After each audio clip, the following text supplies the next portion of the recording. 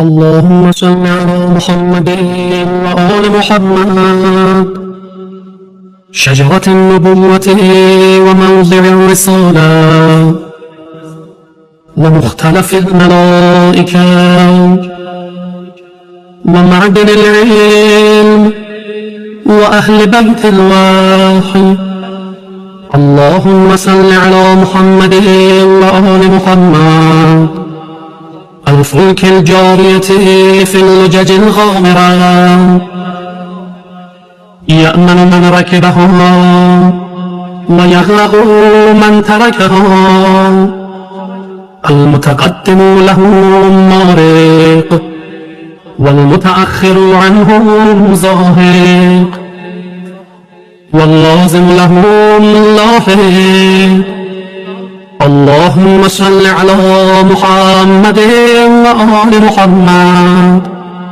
الكهف الحصين وغياث المضطر المستكين وملجأ الهاربين وعصمة المعتصمين. اللهم صل على محمد وآل محمد صلاة كثيرة تكون لهم رضا، ولحق محمد وآل محمد أداء وغضاء. بحول منك وقوة يا رب العالمين. اللهم صل على محمد وآل محمد الطيبين الأبرار الأخيار الذين أوجبت حدودهم وفرضت طاعتهم وولايتهم.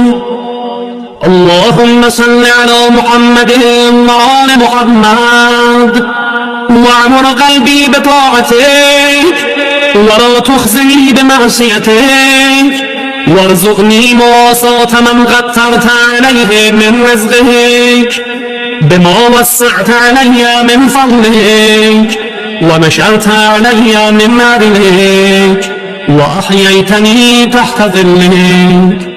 وهذا شهر نبيك سيد رسلك شعبان الذي حفظته منك بالرحمة والرضوان، الذي كان رسول الله صلى الله عليه وآله وسلم يدأب في صيامه وقيامه في لياليه وأيامه دخوعا لك في إكرامه وإعظامه إلى محل حمامه. اللهم فاعنا على الاستماع بسنته فيه ونيل الشفاعة لديه.